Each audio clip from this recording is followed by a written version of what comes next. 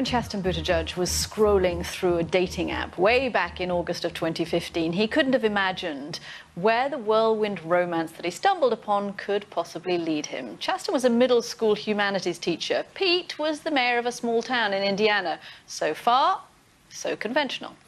But then, in 2019, things began to change when Pete announced he was running for president. His outsider campaign to become the first openly gay occupant of the White House morphed into a fundraising juggernaut that in less than a year catapulted Mayor Pete into first place in Iowa's Democratic caucus. All that time, Chasten Buttigieg hoped to become the nation's first gentleman, and he was by his side. Here he is, reflecting the moment that Pete withdrew from the campaign in March this year.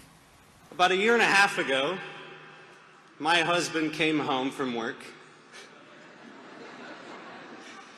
and told me, well, he asked me, "What do you think about running for president?" And I laughed, not at him, but at life.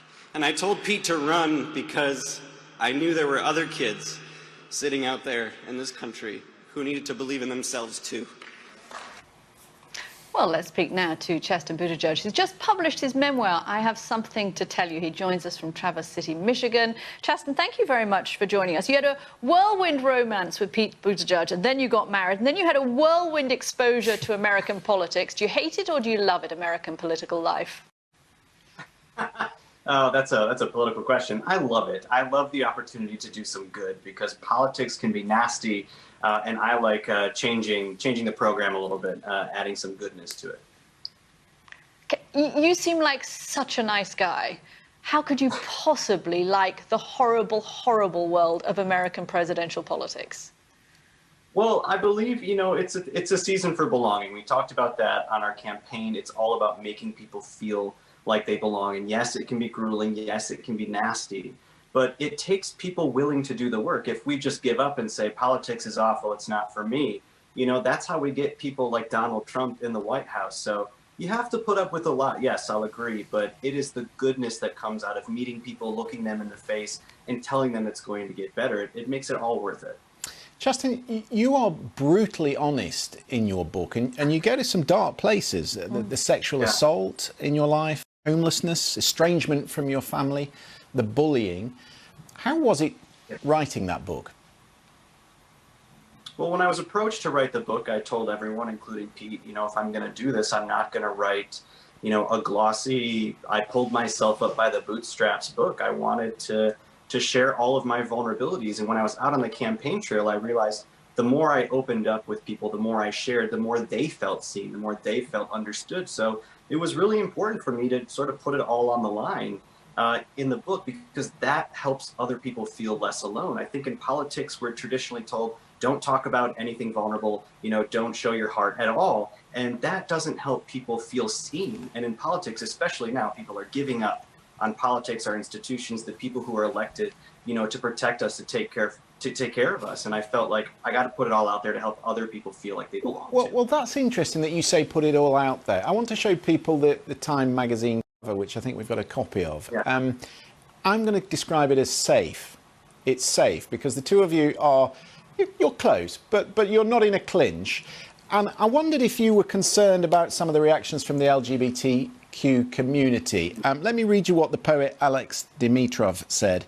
He said, "It's truly embarrassing to have the first gay presidential candidate of this magnitude be this conservative."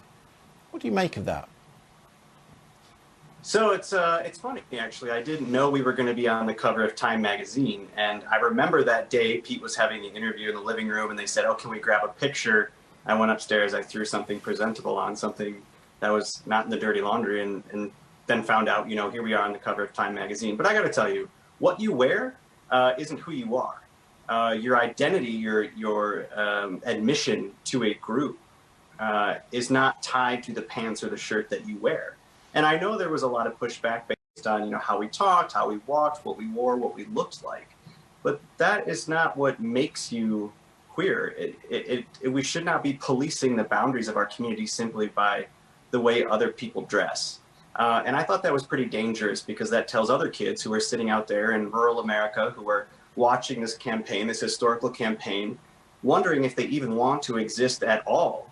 You know, now they see people saying, well, you can't wear chinos and a button-up. That makes you conservative. That makes you straight. That's really dangerous when people are contemplating whether or not they truly belong. But I am who I am. That's who I am in the book. That's who I was on the trail. Chasten, I guess that's what I mean when I say, you know, presidential politics or politics of any nature can be brutal, particularly for somebody who, as you were, was thrust into it so suddenly. And I'm wondering what it was like watching Pete at the debates, getting attacked by some of the other candidates. I'm thinking particularly of the last debate where Amy Klobuchar, perhaps for her own political reasons, decided that she was really going to go after your husband. What was it like sitting there in the audience at those moments? Yeah, I mean, I'm a political newcomer, and sometimes sitting in those rooms, you're like, hey, that's the person I love up there, you know, watch it. But look, it's kind of like a sport in that way. At the end of the day, we're all on the same team, and I had to learn, sometimes the hard way, that is what politics looks like. And at the end of the day, we all want what's best for this country. So you have to put up with some stuff, you know, to get to the good stuff. But I was always so proud of how Peter presented himself on that stage. And so at the end of the day, I just thought, at least my husband is up there being exactly who he is. He doesn't have to pretend to be anybody else. And that made me, you know, at the end, very proud. Do you want him to run again? I want him to be happy. And to be honest, the isolation has sort of forced us to spend more time together. And I really love it. I missed him over the last year. And so now we're cooking meals and walking the dogs and spending time. So I just want Pete to be happy. I think when Pete is happy, he's, you know, trying to solve big problems. And right now, you know, we're trying to do our best to elect Joe Biden this fall. And who knows what the future has in store. I know we have a lot of goals ourselves, but we'll see. But at the end of the day, just as his husband, I do want to see him happy. Nice way to end. Chasten, thank you very much for joining. Chasten Buttigieg there, and congratulations on the new book.